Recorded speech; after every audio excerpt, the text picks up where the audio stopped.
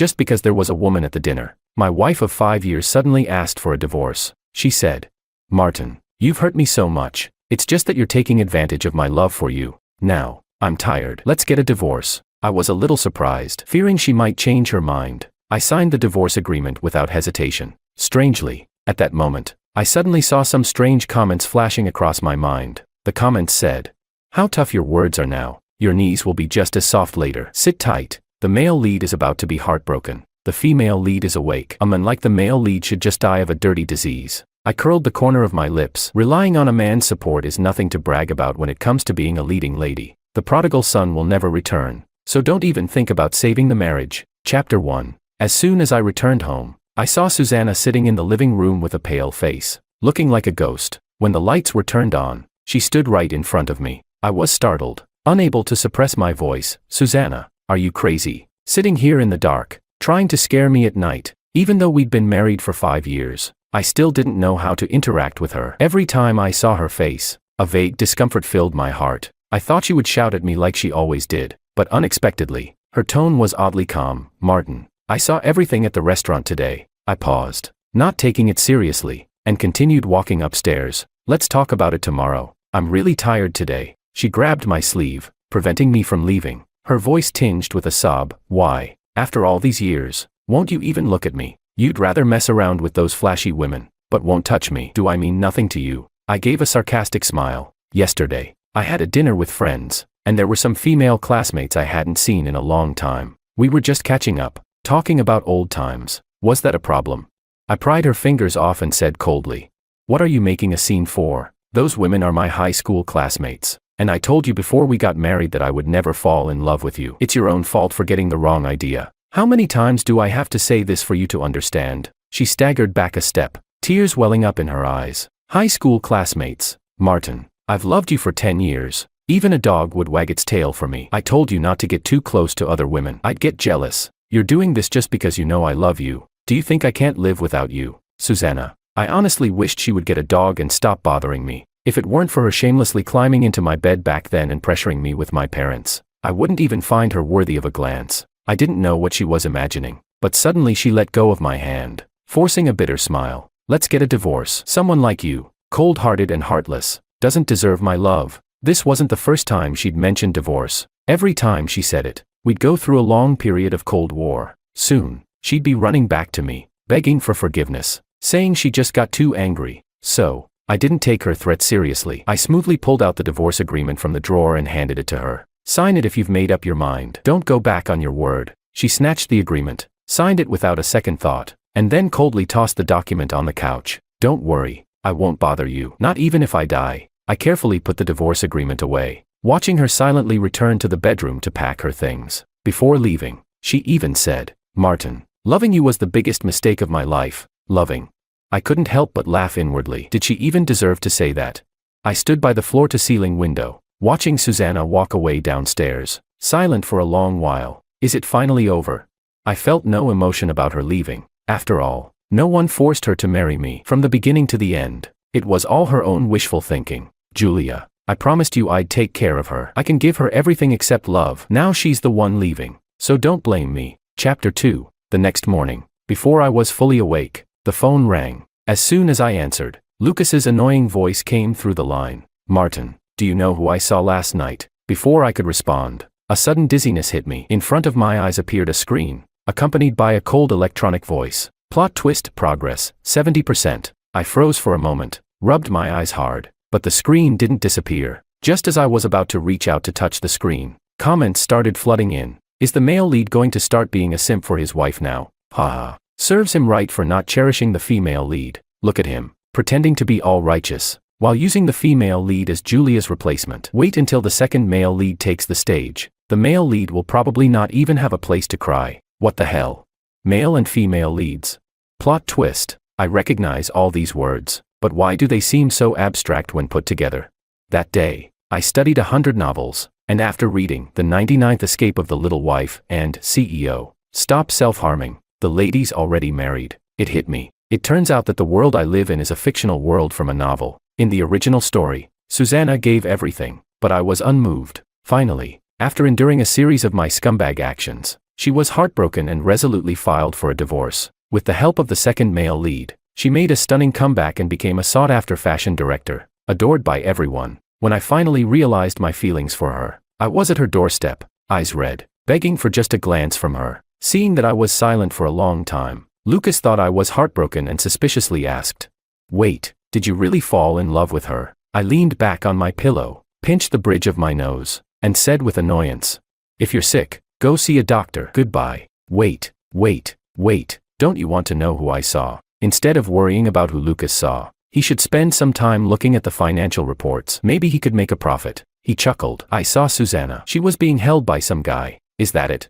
Martin, aren't you afraid Susanna will really leave you? I put down the newspaper and smiled lazily. Her legs are attached to her body. Whether she stays or leaves, it's her choice. Hey, after all, she's loved you for so many years. Aren't you even a little moved? No, she's always shouting for a divorce. Has she ever actually gone through with it? I've heard those harsh words so many times. My ears are about to get calluses. Before long, she'll come running back to me. I didn't even try to hide the mockery in my voice. Lucas sighed and said, "If there was a woman who loved me like that, I'd get her the stars if she asked for them. Would you still like her if she killed someone you loved? To have one's cake and eat it too? For me, she's purely disgusting," I said, pinching my temple, my voice cold. Chapter 3. Back in the day, Susanna, knowing full well that I was already dating her sister, still relentlessly pursued me. She had nothing better to do every day but follow me around, chase my car, and secretly take pictures of me while I slept. She even crazily filled my bedroom with cameras, and in front of her sister, she confessed to me, "Martin,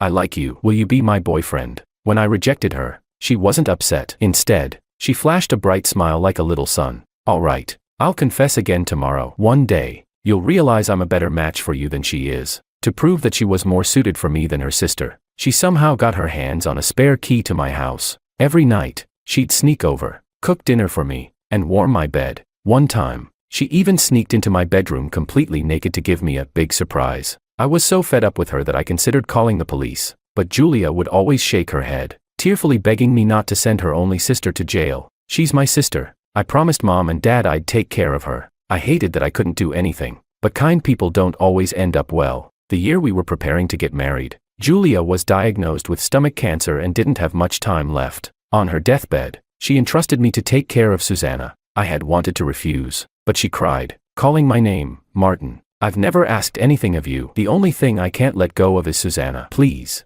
promise me, if one day she makes a terrible mistake, please let her off the hook." Reluctantly, I agreed. Who would have thought that Susanna would take advantage of me being drunk, crawl into my bed, and have reporters waiting to catch me in the act?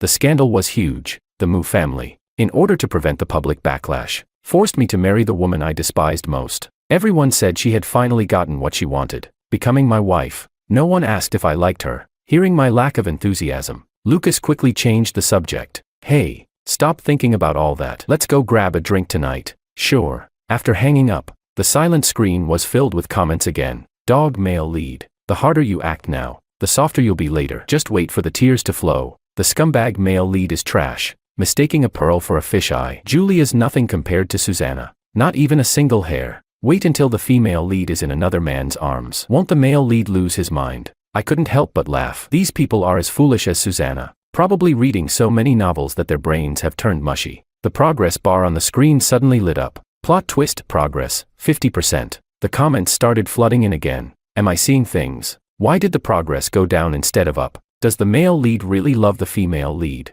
This is just the first day. The dog male lead is definitely pretending. He's probably terrified inside. Let's wait for him to beg. That evening, I drove my black Cayenne to Mai's bar as planned. Before I even entered, I saw Susanna walking toward me, arm linked with David's, head held high with a hint of provocation in her eyes. As she passed me, she coldly said, "Excuse me, the path is so wide," and she had to walk right past me. Huh. I resisted the urge to roll my eyes and slightly stepped aside. David glanced at me indifferently, a playful smile curling at his lips, then extended his hand in a clear show of dominance. "Moo. Long time no see." I raised an eyebrow and chose to ignore them, about to walk ahead, but he grabbed my arm and, in a voice only the two of us could hear, said, "Didn't expect Susanna to have been married to you all these years and never shared a bed. TSK. So it's you who's the problem, huh?" I looked up at Susanna in disbelief. She was a virgin. So nothing ever happened back then. I had thought I understood human nature, but in the end, I was completely played by one woman. As I stood there in a daze, comments popped up on the screen again. Haha. Serves you right. Dog male lead didn't cherish her, and now someone else will. Haha. When the female lead no longer loves the dog male lead, he'll realize that late feelings are as worthless as cheap grass. Wait, doesn't the second male lead's words sound odd? It's making me uncomfortable. Probably a simpy guy. Hope he ends up with a guy like the dog male lead. I didn't even pay attention to those comments. Casually, I said, so, should I thank David for taking the trash out for me? The air at home's much cleaner now. Thanks. Susanna's beautiful face instantly turned pale. Her long nails dug into her palm. It was painful just to watch, but frankly, I didn't care. She yanked David away, coldly saying, "Don't talk to trash. He's not worth it." If she had been a bit more observant, she would have seen the flicker of impatience and anger on David's face. The so-called second male lead. Bah. Hypocrite. I patted David's shoulder with pretended casualness and comforted him. Didn't expect David to end up being kept by my ex-wife. You've really lost all your dignity. TSK. Now both of them were clearly unhappy, but that's all that matters to me. I shoved my hands in my pockets and waved at them. Wish you both a lifetime of happiness. May you be locked together forever. Chapter 4. When I arrived at Lucas's private room, he grinned and threw his arm around my shoulder, giving me that "I understand you" look, before immediately handing me a beautiful woman. I frowned, swatted his hand away, and pushed the girl out of my embrace. She seemed like she was probably out working for the first time and flinched a little. I sat on the leather sofa, crushed the cigarette in my hand, and said, "Don't try this on me. Julia's watching from up there." The girl froze for a moment, her hands clutching the sides of her skirt anxiously. She slowly lifted her head, her eyes slightly reddened, and her beauty was breathtaking. I'm sorry. I glanced at Lucas, who was grinning like an idiot, and felt a headache coming on. Get lost. Don't be mad, Lucas said, laughing as he pulled the girl to sit next to me. I'm not interested. You can leave now. I stood up in disgust and moved to the other sofa. Her eyes were filling with tears, and her face turned pale. It was like she had made a decision and walked up to me, her steps hesitant. Can I stay in the corner? I won't disturb you. If I don't stay long enough, my supervisor will cut my pay. I promise I won't make a sound. I'll just stay in the corner. I was a little lost in thought, and my mind wandered back to when I first met Julia. She was so small and frail from malnutrition. Only her big eyes stood out, so beautiful. She and Susanna were switched at birth, the fake and the real heiress. After Susanna went back to the Shu family, Julia should have returned to her biological parents. But to her surprise, all her relatives were gone. The Shu family allowed her to stay, treating her like their own. Yet when Susanna bullied her, they turned a blind eye, because she had lived a life that wasn't hers. Susanna's anger was directed at her. In the dead of winter, Julia wore a thin dress, kneeling in the snow. Her exposed arms were covered in a mass of scars, old and new, a painful sight. When she saw me, she quickly averted her gaze, her fists clenched in anxiety. It made one instinctively want to protect her. Fine, you can stay in the corner. I relented, my heart softening. Thank you. The girl smiled through her tears, happily going to sit in the corner. Lucas set up a card game, with chips and cards scattered across the table. My luck was terrible that night, and I lost 18 rounds in a row. Frustrated, I leaned back and glanced at the girl in the corner. My voice was a bit hoarse as I spoke. Hey, draw a card for me. If you win, it's yours. She looked up at me, hesitating and unsure. I nodded. If you lose, it still counts as mine. She seemed to breathe a sigh of relief and cautiously drew a card, handing it to me. I was about to open the card when the door to the room suddenly opened. Martin, I just saw Susanna in. Spit it out quickly. Can't you see I'm busy? I focused on the cards in my hand. What should I play?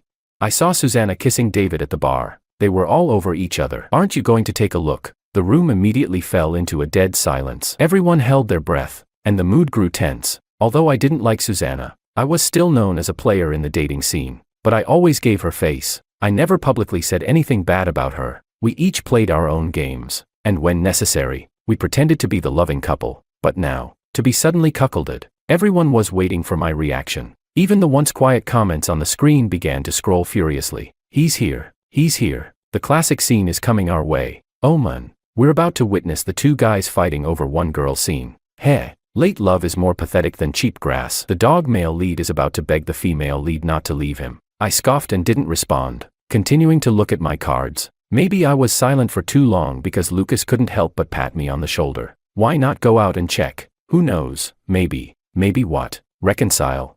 Don't even think about it. It had been so hard to get rid of her, and now he wanted me to go back into the lion's den. Not a chance. I patted the girl on the shoulder and laughed, scolding. Stop looking at them. Look at your cards. It's our turn to play. She hesitated, nervously drawing a card, glancing at me. When I nodded, she placed the card on the table. The comments on the screen quickly started scrolling again. Why is the male lead still sitting there? Shouldn't he be thinking about how good the female lead is? He's probably just pretending to be strong, but deep down he's already planning to apologize. I wasn't sure if I was the only one who could see this weird stuff, so I tentatively asked Lucas, "Can you see all this strange text?" He looked at me with a puzzled expression, as if to ask, "Are you stupid?" Well, I guess it's only me who can see it. The progress bar on the screen didn't change, as if waiting for me to see that scene and regret it. Curiosity got the better of me, and I picked up the card, calmly saying, "I'm going to take a piss." Lucas laughed, still pretending like you don't care. Just saving face. Huh. I rolled my eyes at him and walked out. Chapter 5. As soon as I left the private room, I saw Susanna hurrying towards the restroom. I was about to call out to her when I heard David's voice coming from the next room, talking to his friends. "David, you really like Susanna? She's been sleeping with Martin for so many years. You'd be better off finding someone cleaner. TCH, you don't know. She's still a virgin, but in bed, she screams so loud when she wears a bodycon skirt. It's just irresistible. I like her, but it still bothers me that she lived with my archenemy for 5 or 6 years. Through the crack in the door, I saw David take a deep drag on his cigarette, a look of reluctance in his eyes. Is this what the deep second male lead looks like in novels? Just as I thought the screen comments would start flooding in again, everything was eerily silent. "What are you doing here?" I was about to leave when a cold voice came from behind me. I felt a little awkward, since I had overheard things I wasn't supposed to hear, but I quickly regained my composure. She frowned, lifted her head high, and walked towards us with large strides, her tone unusually cold. "I'm no longer your wife. Please show some respect." With that, she tried to push open the door to enter. I grabbed her wrist, sneering at her. "Susanna, don't think so highly of men, especially in our circle. Don't come running to us like some stray dog, not even knowing the difference." I wasn't sure if I imagined it, but just as the words left my mouth, the corner of her lips curled up ever so slightly, almost like a fleeting smile. She immediately slapped my hand away. "Ow," I muttered under my breath. That really stung. She spoke, her voice laced with disdain. "Are you talking about yourself? Martin isn't as cold-blooded as you. It was my stupidity that made me choose the wrong person. So, even if you begged me, I wouldn't get back with you. Let go." I silently let go of her wrist and gave a faint smile. She shot me a smug look and elegantly pushed open the door. Entering the private room, I stood there like a statue, not moving, until Lucas nudged me, snapping me out of my trance. Cold sweat had already soaked my back, and my gaze was fixed on the door. I couldn't quite describe what I had just done. The disgust in my heart was overwhelming. "My bro understands you. Don't be upset. Let's go grab a drink." In front of me, the progress bar on the screen started to rise, chasing wife progress, 60%, 80%, and finally stopped at 90%. Haha, the female lead is so cool. The scumbag male lead deserves it. Now he knows what it's like to be heartbroken. When the progress bar hits 100%, the female lead will inherit the scumbag male lead's billion-dollar fortune and live a perfect, shameless life with the second male lead. I clenched my fists. Why was my ending so casually brushed aside? Who Susanna liked was none of my business, but if she thought she could step on me, using me as a stepping stone for her own happiness, she could forget it. My fate would only be in my hands. I don't know if it was my thoughts that influenced it, but the progress bar suddenly dropped, followed by a shrill mechanical sound. "Warning, warning, plot reversal progress abnormal, plot reversal progress abnormal, progress, 60%, progress, 30%. Suddenly, Susanna ran out of the room, shouting my name, "Martin." I turned to look at her, a flash of hatred in my eyes. Just then, a flood of fragmented memories came rushing back. After the plot reversal process was completed, I disregarded my parents' objections and resolutely gave Susanna the billion-dollar fortune. Then, I left alone, going abroad to heal my broken heart, not even caring about my parents. My parents turned gray overnight because of my rashness. We never saw each other again before they died. I became a puppet, a backdrop for her journey to the top, and in the end, I remained single for her. It was pathetic, really pathetic. Thinking of this, I couldn't help but slap myself. How foolish. To live and die for a woman I didn't love. There's no such thing as a plot reversal. It's just the delusions of those who love but cannot have. To shake myself awake, Susanna loudly declared, "I hope you don't disturb my life from now on." David proudly wrapped his arm around her waist, raising an eyebrow as he looked at me. "Susanna's mine now. Moo. Show some respect." The screen comments exploded with a flurry of messages, blocking the entire page. At that moment, A graceful figure appeared before me. An idea suddenly struck me. I grabbed her waist and whispered, "Help me out." The girl looked up in confusion, but when she saw it was me, she nodded and obediently stood by my side. "My girlfriend." I looked David straight in the eye, mocking him. "My girlfriend is so beautiful. Do you really think I would be interested in the so-called old virgin you're talking about?" I emphasized the words old virgin clearly. Susanna's face darkened. Her eyes suddenly red. She sounded a bit aggrieved. "We just broke up a few days ago, and you've already found someone new. I really don't mean anything to you. I never said I loved you from the beginning to the end. You were the one deluding yourself. And how cheap is your love that you could sleep with someone else just 2 days after our divorce? Susanna, are you really that starved for love?" Susanna laughed through her tears, staring at me with eyes full of sorrow. "Yes, I'm pathetic. I thought one day you would love me. I had plastic surgery to look like your sister. I gave up everything for you. What's so different about me from that slut Julia?" The slap came before anyone could react. Susanna's soft skin instantly swelled up with a red mark. I coldly scolded her. "Don't mention Julia. You're not worthy. Before marrying me, I told you countless times not to bring up feelings, not to climb into my bed and force me to break up with your sister. Your love disgusts me." Furious, she shook with rage, raising her hand to hit me, but I grabbed her wrist. "I don't hit women, but there are exceptions." With that, I let go of her hand and walked back into the room without looking back. She screamed hysterically, "Martin, I don't love you anymore. I will never love a scumbag like you." I paused for a moment but didn't turn around. Love? That word had long since disappeared with Julia's death. Chapter 6. I stepped out of the bar, and a chill wind hit me. It felt cold. I pulled my coat tighter around me and looked up at the distant fireworks. The pitch-black sky suddenly lit up, and in the far distance, there was a couple embracing and kissing, their smiles dazzling and beautiful beyond words. David carefully wiped away the tears from Susanna's eyes. I don't know what he said, but suddenly, Susanna's eyes seemed to brighten. When she caught my gaze, it seemed like a form of retaliation. She stood on tiptoe and kissed David on the lips. "Boring," I sniffled, my nose turning red from the cold, then turned my gaze away and staggered forward. I tripped slightly, almost falling flat on my face. Just when I thought I was going to crash to the ground, a pair of soft, fair hands caught me. "Moo, are you all right?" For a moment, I thought I saw Julia, the woman who had lived in my heart for a lifetime. "What's your name? I've had a drink and can't drive. Could you take me to Honya Mountain Resort?" I twirled the car keys in my hand, my eyes falling on the woman. She lowered her head slightly, biting her lower lip.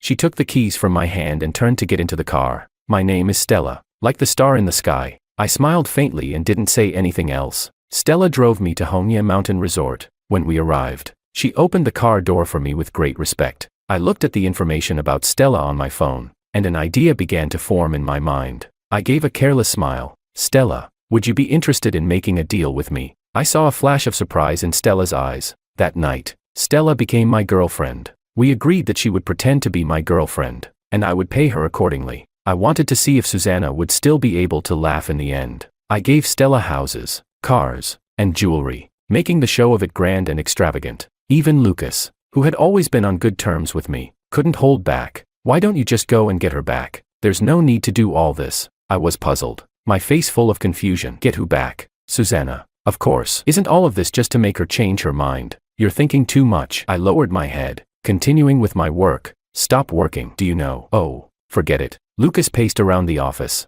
looking anxious, like he had something to say but didn't know how to put it into words. I was getting annoyed with him and closed my laptop, then looked at him with a heavy gaze. "Just say it. What's going on?" He plopped down next to me and rambled. "Susanna's going to get engaged to David. Aren't you upset about that?" I couldn't help but laugh. "Why should I be upset?" Well, Susanna has been with you for so many years." He stumbled, trying to find the right words but only managing to mumble something like that. "Forget it. Just don't regret it later." With that, he didn't wait for my response and rushed out of the office. I stared at the direction in which Lucas left, lost in thought. That line, "Don't regret it later." I must have heard it more than 20 times. Susanna's best friend even called me, scolding me harshly and saying that I was a cheater and a scumbag. She told me I would regret it in the future. It seemed like everyone wanted me to come to my senses and kept urging me to get Susanna back. But, is that necessary? I didn't love Susanna. I married her because she shamelessly climbed into my bed and put pressure on my parents. We had agreed before marriage to have our own space. She was the one who deluded herself, thinking that time would make me fall in love with her. When she asked for a divorce, I thought it was just because she had lost hope and finally came to her senses. Little did I know, it was just to complete her mission. I stood by the floor-to-ceiling windows in my company's office, looking down at the endless stream of cars and people below. So small, yet so real. Perhaps in the eyes of those watching the screen comments, I was just an expendable character, but to me, what I saw was the real world. Chapter 7. Several days passed, and I didn't hear any news of Susanna's wedding. Instead, I was bombarded with the news of her car accident. At first, it had nothing to do with me, but my mother kept urging me to go to the hospital to see her. Martin, I know you don't like Susanna, but for the sake of how much she loved you for all these years, go and see her. My mother's voice was choked with emotion. Maybe she thought of her younger self, which is why she was so especially fond of Susanna. When she was young, my mother loved my father to the point of madness, to the extent that it could be called being a simp. When my father was staying with other women, she would rush to deliver contraception supplies. Like Susanna, she always believed that if she gave enough, she would get something in return. She always used to say to me, "If it weren't for you, I would have divorced your father long ago." As a child, I felt guilty, thinking that I had burdened my mother. If it weren't for me, she would have lived a happy life. This guilt lasted until I grew up. When I finally had the ability to protect my mother, I urged her to divorce my father, but she stubbornly refused. Instead, she pressured me to marry a woman I didn't love. "Mom, you know I don't like her. I find even looking at her disgusting. Why do you have to force me?" I said, pinching the bridge of my nose in exhaustion. I don't know what I said that hurt my mother's feelings, but she suddenly screamed at me hysterically. "You're just like your father. Heartless. If you don't go, I'll die in front of you." Okay, I'll go. Is that enough? When I arrived at the hospital and walked towards Susanna's room, I was thinking about how to make Susanna stop bothering my mother. The barrage of comments on the screen appeared again. Is it finally time for the plot twist? This dog of a male lead is really heartless, only rushing to care after the female lead gets hurt. Too bad. Our big female lead has already fallen for the second male lead. The scumbag is just waiting to cry now. Not all the comments were hoping for me to chase after Susanna. A very small number of them were normal. Am I the only one who feels sorry for the male lead, married to someone he doesn't love? Just thinking about it feels exhausting. But these comments barely caused a stir. I stopped in front of Susanna's hospital room, took a deep breath, and slowly pushed the door open. She wasn't surprised at all. Instead, she seemed to have expected me. "What are you here for?" "I came to see if you're dead yet. It's been less than a month since our divorce, and I don't want to carry the reputation of being the guy who killed his ex-wife." Her eyes suddenly turned red, and tears uncontrollably slid down her face. It was beautiful, but it disgusted me, because Julia would never have shown such a pitiful look to gain sympathy. Susanna clutched the blanket with her pale fingers and desperately asked,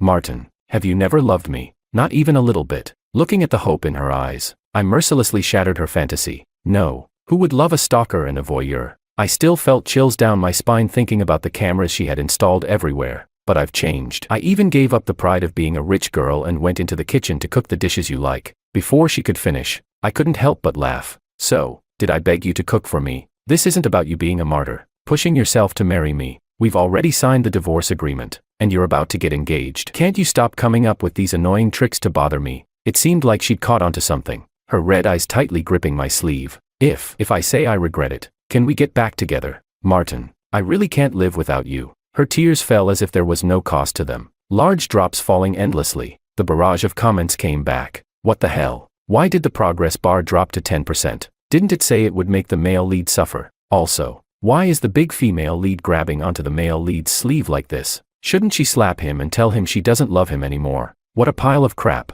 I'm done watching." For a moment, Susanna's face went pale, and she stared at me in a flurry. It seemed like she could also see the comments. I coldly pried her fingers off my sleeve, one by one. "Don't even think about it, Susanna. You're an adult. No one is holding a knife to your neck to force you to make a choice. Don't try to play the victim and then build a pedestal for yourself. Your love, and everything you've done, makes me feel sick." I then looked at the men standing outside the door. "Come in. Looks like she doesn't love you as much as she says." Susanna panicked. She didn't even bother to remove the needle from her hand and fell off the bed. The 4 bottle crashed to the floor, spilling the liquid everywhere, and big, glaring drops of blood oozed from the wound. The scene was both messy and somewhat amusing. "David, don't listen to him. I love you. Really, please believe me." David remained unmoved, looking down at her from a higher position. Just when Susanna thought he might soften, David's voice was dripping with sarcasm. "You were so pure and aloof when we first met. I didn't expect you'd end up crawling on the floor like a dog, begging me not to leave.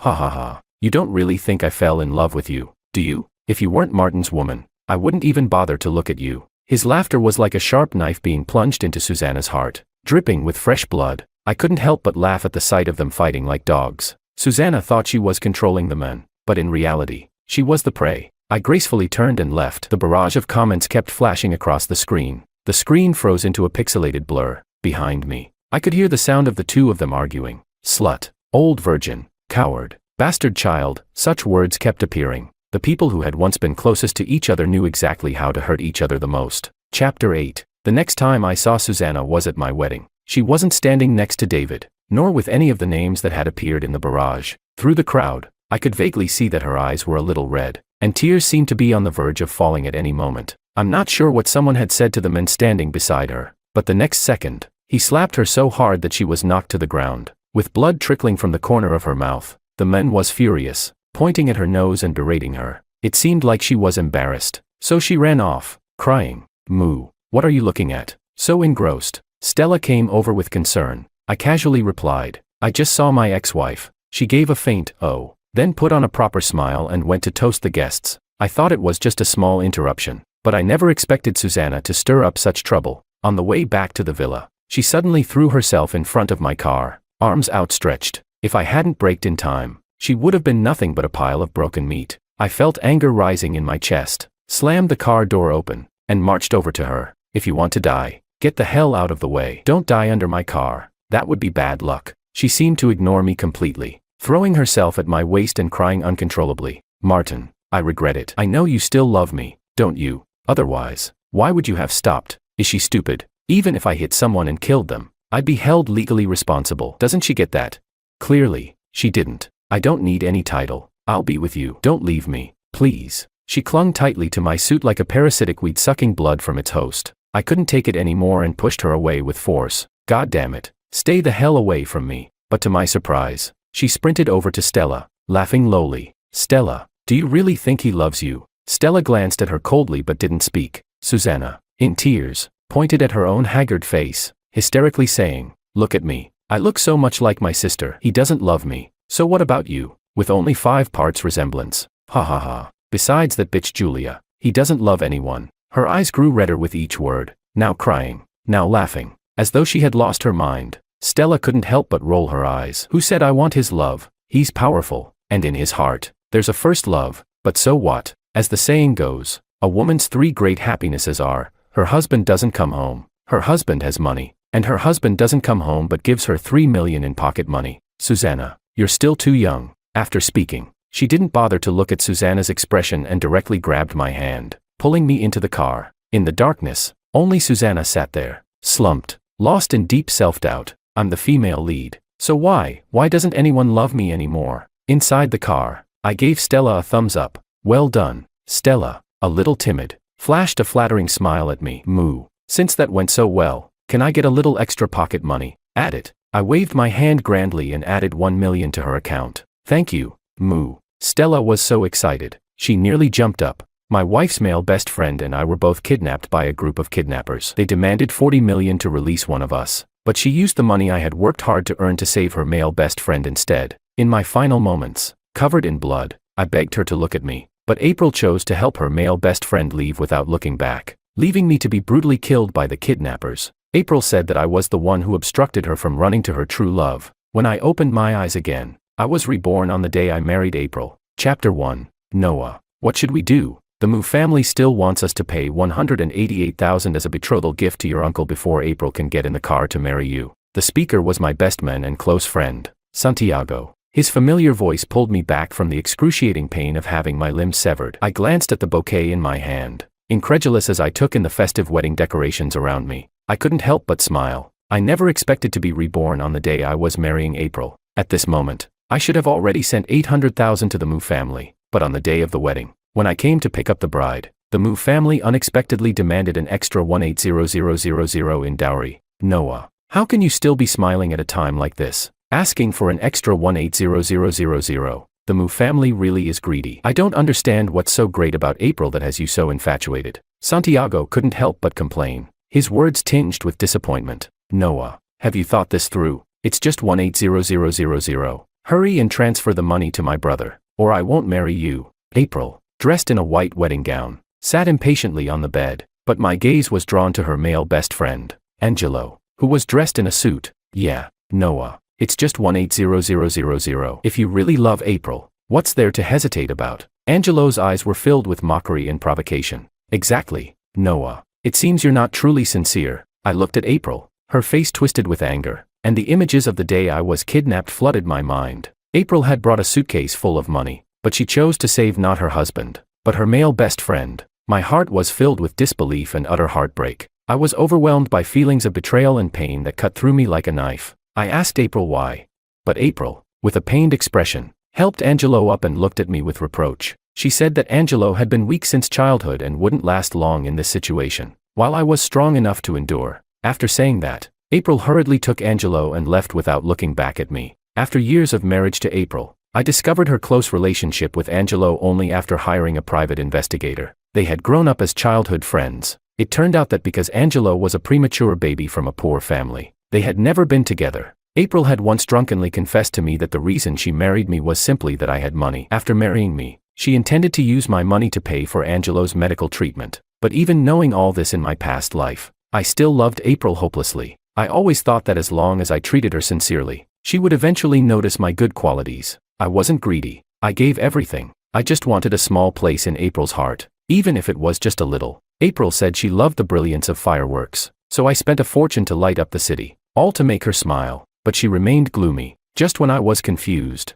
I saw Angelo had bought her a simple sparkler, and it made her smile radiantly. At that moment, I realized that no matter how hard I tried, April loved Angelo, so even a worthless sparkler from him was something she cherished. April didn't love me, so no matter how much I spent to please her, it was just a case of me throwing my warmth at someone cold. When we were both kidnapped, and April chose to save Angelo without hesitation, it shattered all my hopes for her love. Even though I had been reborn, I still couldn't forget the feeling of having my limbs severed and my head cut off by the kidnappers. April's words hung in the air. The new house was silent. The Mu family looked smug, as if they were sure I would compromise. In front of so many people, I slowly lit a cigarette. April frowned, wanting to scold me. She had always disliked the smell of smoke, but I spoke before she could, my hand holding the cigarette nonchalantly. Since you think I'm not sincere, it's simple. You can go find the man you think is sincere. I won't marry. I called my brothers and turned to leave. The Mu family turned pale, clearly not expecting that I would actually choose not to marry over that extra 180,000.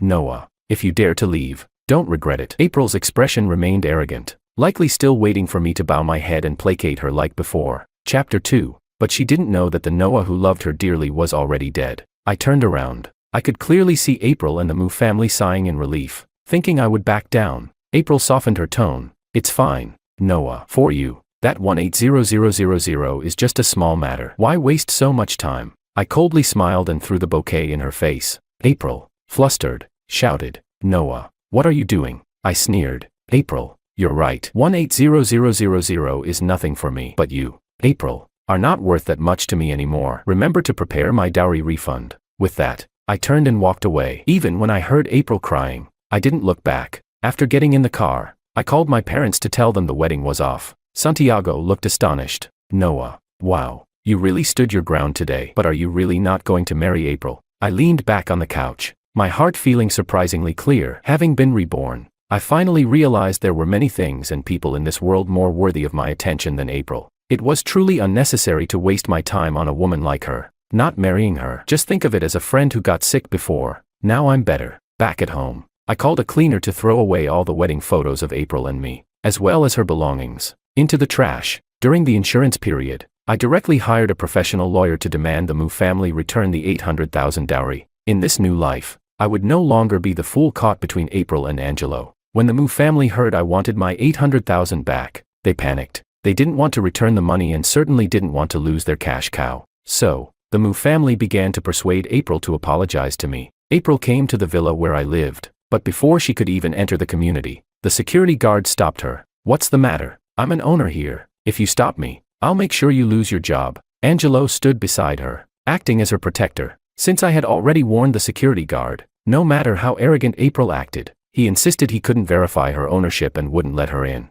April called me in distress, her tone awkward. She thought I would still defend her like before. Noah, I'm at the gate of your community, but the guard says I can't go in because I'm not the owner. I answered the call, coldly saying, you're not an owner here. Noah, don't go too far. Do you think threatening me with money will make me back down? If you keep this up, Noah, I really won't marry you. April shouted angrily. I couldn't help but laugh. Even now, she still thought I wanted to marry her. Stop with the nonsense. Just give me back the 800,000 dowry, and from now on, let's go our separate ways. At the mention of the 800,000, April's confidence weakened instantly. Angelo couldn't take it anymore. Noah, how can you do this? It's just 800,000. How can that measure your love for April? I chuckled lightly but couldn't help but notice the intimate photo of April and Angelo on my desk, feeling a wave of sarcasm. I never expected that April and Angelo had gotten together so early. Remembering the investigation material my friends sent me, I realized they even spent the night together the day before our wedding.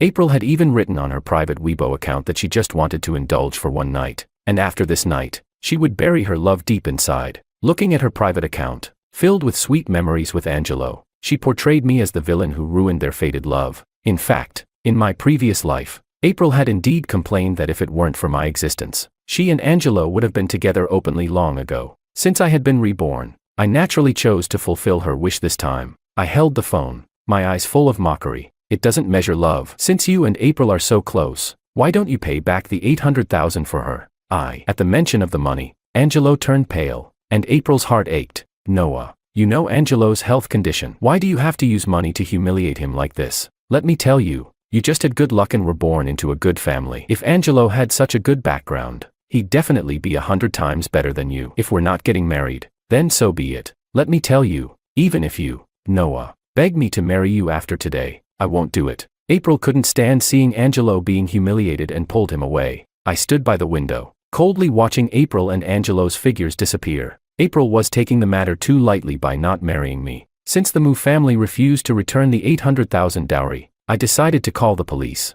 The police came and took the Mu family and April away. When I saw April again at the police station, her eyes were filled with hurt. Noah, are you really going to be so heartless? Why? Chapter 3. I couldn't help but laugh at April's ridiculous attempt to play the victim. April's mother had a fierce expression, like a shrew, trying to claw at me, but my people held her back, making her unable to move. Since I was the one who first suggested breaking off the engagement, her family not only refused to return the 800,000 but also wanted me to pay 1 million as compensation for April's alleged reputation damage. April's eyes turned red, filled with sorrow. Noah, don't be mad at me. Okay, I can give up the extra tens of thousands. Just please. Before I could respond, April's brother angrily interjected. All right, Noah, you stingy guy, shouldn't you know when to back off? If I had known you were this stingy, I might as well have let Angelo be my brother-in-law. Mario, what nonsense are you talking? I've told you countless times, my relationship with Angelo is purely platonic. April scolded her brother sharply, but it only exposed her guilt. A purely platonic relationship. In my previous life, I had heard those words so many times that my ears nearly grew calluses. I threw the photos and videos of April and Angelo in bed in front of the police and the Mu family. April, open your eyes and see clearly. Is this what you call a pure friendship with Angelo? Can a friendship involve taking off clothes and sharing a bed? Seeing those photos, April's face turned pale. This can't be. How do you have these photos? Noah, did you hire someone to investigate me? Noah, how could you do this? Didn't you say you would always trust me? April made it sound like I was the unfaithful one. I smirked coldly. The reason I had those photos was largely thanks to Angelo. In my previous life, when my relationship with April was at its worst, Angelo sent me those videos and photos. I learned that he had a habit of filming in bed. In this life, I simply hired someone to copy the files from his phone and easily obtained this evidence. Trust. April, do you even deserve that? Ask yourself if I haven't treated you well enough. The day before our wedding, you went to a hotel with Angelo. What kind of reputation can a woman like you have? My eyes were filled with disgust for April. The Mu family couldn't stay calm upon seeing those videos either. Mu father slapped April hard across the face. You fool, what's so great about that sickly Angelo? How could you still be with him? As the truth came out, April cried, her eyes red. Mom, Dad, I truly love Angelo. You can't stop me from being with him just for money. Upon hearing this foolish statement from his daughter, April's father nearly had a heart attack from anger. Meanwhile, I just watched the drama unfold, instructing the police to inform the Mu family that if they didn't return the 800,000, I would sue them for fraud. After all, they were all present when the dowry was collected. Faced with evidence and the police's warnings, the Mu family prepared to return the 800,000, but when they went to withdraw the money, they discovered that 500,000 had gone missing from the account. The Mu family instinctively wanted to pin the blame on me, but I was prepared and had provided all the transaction records as evidence. The Mu family and April thought I was a fool, but they didn't know that in my previous life, I was only manipulated by them because I loved April. In this life, I had realized, I was a businessman. A businessman focuses on profits. How could I be outsmarted by such foolish and malicious people? Under police interrogation, April finally stammered out that she had transferred all the money to Angelo for his surgery. Upon hearing that their daughter had given the dowry to someone else, Moo mother rushed forward and slapped April several times. April, you are such a loser. April was devastated. Noah, is this your revenge for your love turned to hate? But you have to understand, Angelo has liver cancer, and this surgery is very important for him. Please, otherwise, he might not survive. I couldn't help but laugh coldly at April's words. Don't moralize with me. If you really care about him, why don't you sell your Moo family house and use that money to do good? You're so easygoing about it. If you don't return that $800,000 dowry today, I'll make sure your whole family ends up in jail together. Noah, I beg you, as long as you don't pursue the surgery costs for Angelo, I promise I'll always be by your side and won't see him again. Hearing April's words made me physically nauseous. You think you deserve love turned to hate? Just as I was about to leave the police station, I was suddenly surrounded by a crowd of media. Angelo, wearing a hospital gown and looking weak, was brought in last. Seeing this scene, I had a bad feeling. Chapter 4. Mr. Noah, we heard that you chose to break off the engagement and return the dowry because your wife donated $500,000 for a childhood friend's surgery. Is that correct? Another reporter asked me. But Mr. Noah, we also heard that Mr. Angelo is in the late stages of cancer. With your wealth, why can't you save him? Exactly, Mr. Noah. As the saying goes, saving a life is better than building a 7-story pagoda. The reporters were practically shoving microphones in my face. At that moment, Angelo knelt down in his hospital gown, looking pitiable. Mr. Noah, if you're at odds with April because she donated $500,000 to save me, I'll return that life-saving surgery fee to you. I just ask that you don't hold it against April. Otherwise, I won't rest in peace even if I die. Angelo, don't beg him. He's a small person. I only regret having seen him in the past. April's eyes were filled with hatred for me. I looked at the media and couldn't help but laugh. Yes, saving a life is great, but it depends on who you're saving. I pulled out my phone and played the video of April and Angelo together in bed. The passionate moans in the video made Angelo and April's faces turn pale. How do you have this video? Angelo was caught off guard. He thought that even if I discovered the $500,000 she had given him, he would never expect me to have this video.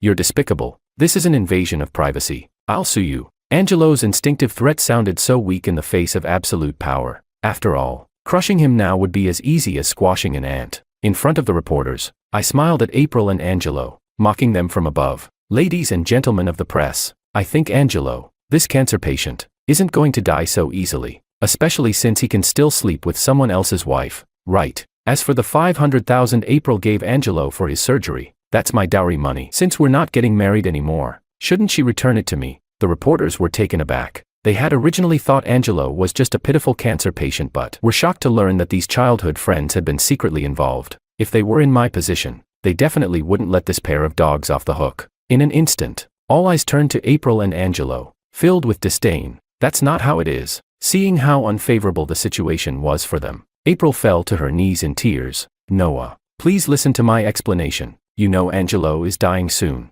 I just wanted to fulfill his last wish. Sometimes I really don't understand why you insist on making things difficult for someone who is about to die. I pulled out my phone and showed her the post she had made on her private Twitter account, smiling coldly. April, you might as well say it more explicitly. This might be your wish too. What about burying my love deep inside after this night? Do you think I'm a fool? That's not how it is. Noah, April turned pale when she saw her private account. I love you. April panicked and grabbed my arm to explain as I tried to leave. I coldly shook off her hand. Your love no longer matters to me. With that, I left the police station. April wanted to chase after me, but countless cameras were already aimed at them. Back home, my parents had heard about my situation from the news. My mother made me my favorite pear soup. It's okay. Cool off, son. You need to move on. A woman like April isn't worth it. Think of it this way. Every cloud has a silver lining. At least a woman as venomous as April is discovered early. If it were later, it would be disastrous. Mom, I couldn't help but choke up. In my previous life, I was so foolish that I lost my life for someone like April. I was the only son my parents had. I didn't know how they lived after I died in my previous life. Stop crying. Didn't Dad teach you that real men don't cry? Since the Moo family dares to play with you, Dad won't let them go either. No need for that, Dad. This time, I'll make sure the Moo family and April suffer endlessly. Thinking of the pain I suffered when I died in my last life, my eyes filled with hatred. The Moo family caused a ruckus at Angelo's house to get back the $500,000. April came to plead. still using her moral coercion on her parents and brother. But she seemed to forget that her parents and brother were not moral people. When her plea failed, April was instead slapped by her mother until her face was bruised. But no matter how much April was beaten by the Mu family, Angelo's family insisted that the money was a gift from April to their son. Chapter 5. Angelo's family claimed that the $500,000 had already been paid to the hospital, and there was no way to get it back, no matter how badly April was beaten by the Mu family. Angelo, who professed deep feelings for her, hid behind his family whenever money was mentioned,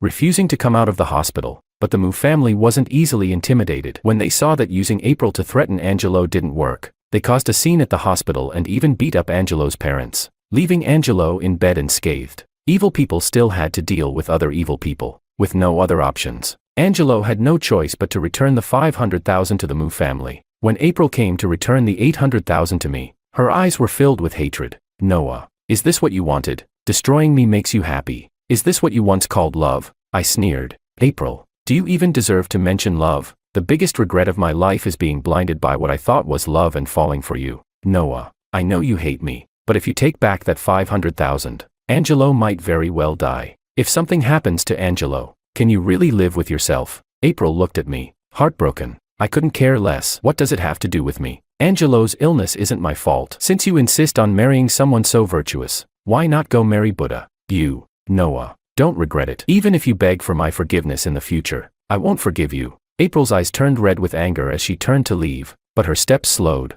as if she was waiting for me to stop her. Just go quickly, or I'll call security. My voice was icy. April ran away in tears. With no surgery funds and no suitable liver donor, Angelo's condition worsened. Meanwhile, April posted heartfelt pictures of herself by Angelo's bedside on social media every day, hoping for a miracle. But as Angelo's health declined, April's posts grew increasingly desperate. To my surprise, April had the audacity to kneel in front of my company, begging me for money to help Angelo. In front of the tech building, April bit her lip and knelt on the ground, attracting strange looks from passers-by. I never imagined she would be willing to trample her own dignity into the mud for Angelo. Seeing this, I felt even more regretful about my past life, having sacrificed both money and life for a woman so unworthy. It started to rain heavily outside. I sat in my luxury car and passed by April, pressing down the window to glance at her. She looked as if she had been struck by lightning, her face pale as she fainted on the ground. Another ploy to gain sympathy. Unfortunately, whether in my past life or this one, April was too foolish to understand. Such lowly tricks only worked on those who cared for her. And in this life, I had long ceased to care. Passers-by called an ambulance, and April was taken to the hospital. For a while, April finally gave up and stopped seeking me out. Perhaps fate had decreed that Angelo would not die yet. He found a compatible liver donor. To save Angelo, April deceived her father into selling their house to raise the surgery funds. By the time the Mu family realized what was happening, it was too late. April was naturally beaten half to death, but she still believed that once Angelo was out, he would give her the life of her dreams, and my plan for revenge began to wrap up. The Mu father and son had been obsessed with stocks for years, raking in profits thanks to my inside information. It was easy to trap them in a stock scheme that would lead to their bankruptcy. I only set up a small trap in the stock market, and the greedy Mu father and son invested all their assets into it. By the time they realized something was wrong and tried to sell their stocks, it was already too late. Angelo's liver transplant was a success.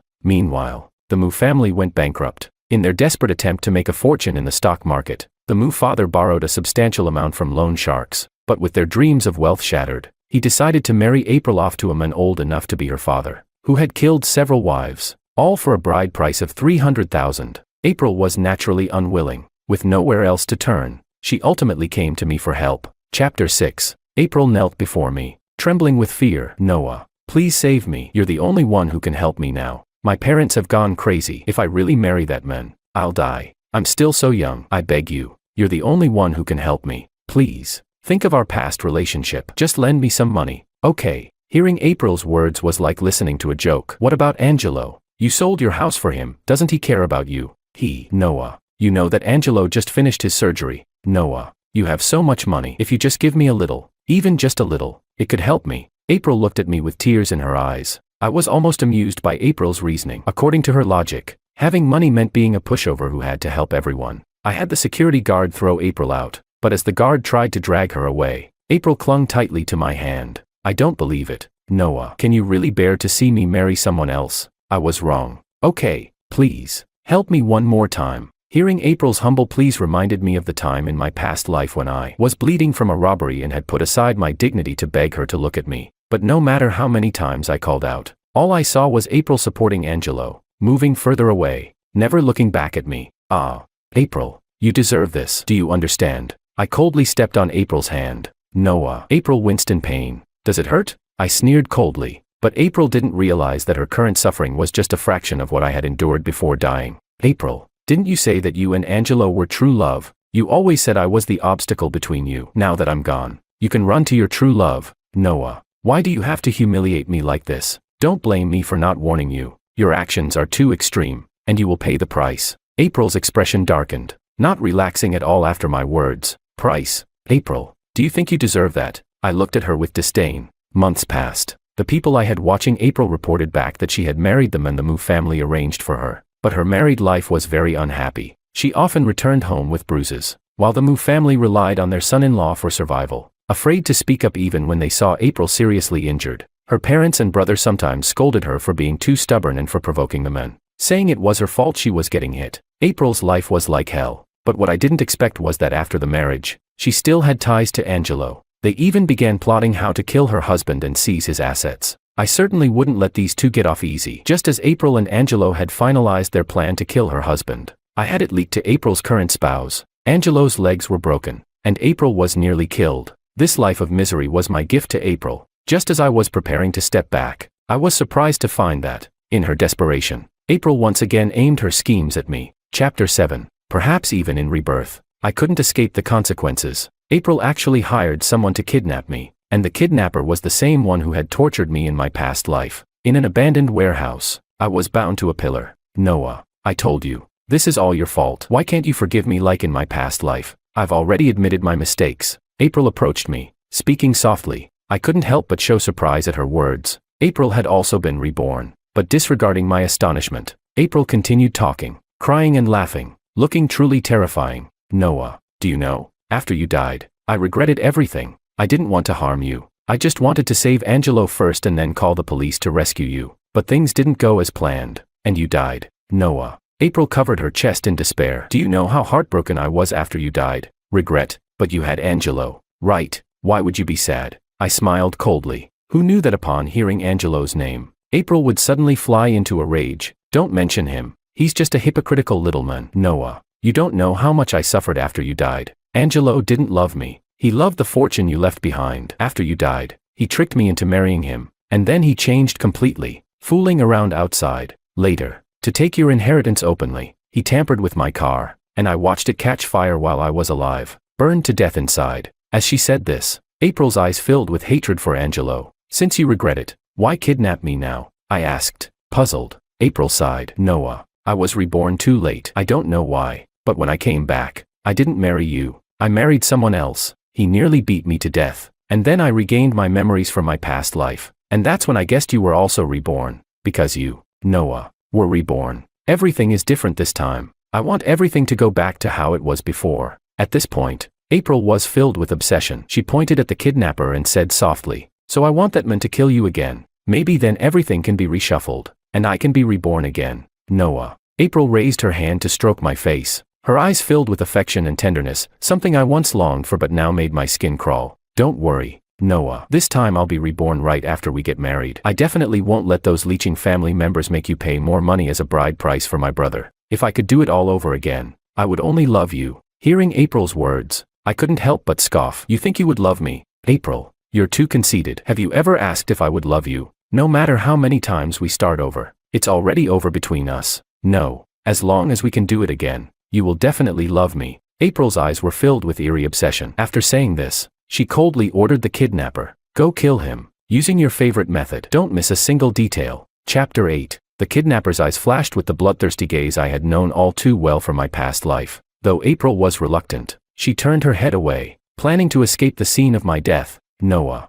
don't blame me. I'm just correcting my mistakes. But her plans were destined to fail. Just as the kidnapper picked up the knife, countless police officers stormed in and surrounded them. How could this happen? April's expression was one of confusion and panic. Once the police untied me, I looked at April with indifference. April, you don't really think your so-called plan was flawless, do you? Why are you doing this to me? Noah, You know that everything I do is because I love you. April shouted hoarsely at me. I instinctively scoffed. Love? Admit it. April. Someone like you only ever loves yourself. The police took April away. In the interrogation room, April kept repeating to the officers that she had been reborn. Her fate shouldn't be like this. The police thought she must be insane. Meanwhile, other officers discovered the bodies of Angelo and her current husband at April's home. When the police questioned her motives for the murders, April's face was a mixture of pain and madness. They forced me. One deceived me. The other tortured me. They're all demons. They all deserve to die. April was arrested and sent to prison, but she continually demanded to see me before her death.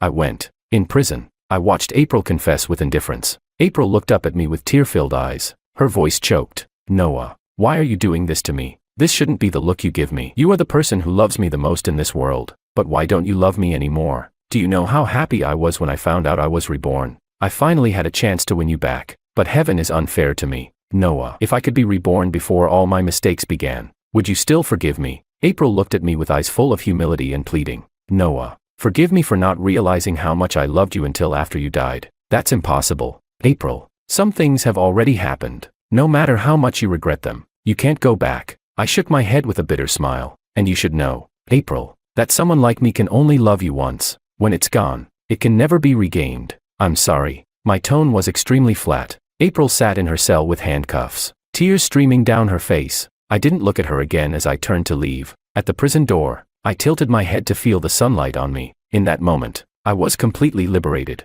heading toward a more meaningful life.